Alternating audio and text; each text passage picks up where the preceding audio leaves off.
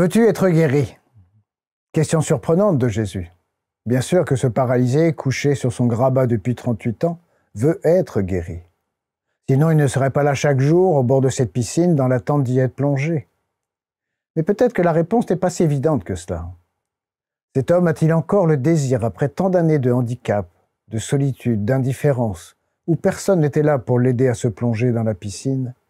Peut-être que cet homme est brisé, moralement, découragé, au point d'avoir perdu tout espoir d'être guéri.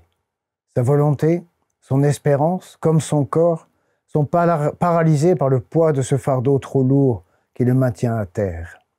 La question de Jésus prend alors tout son sens, celui de ressusciter en lui ce désir, cette volonté de changer de vie, l'espoir de retrouver sa pleine dignité, en un mot, de lui redonner son humanité.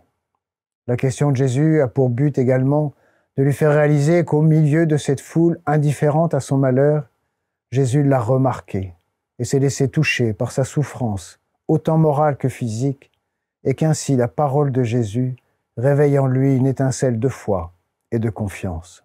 C'est là que le miracle se produit, dans cet échange qui relève cet homme.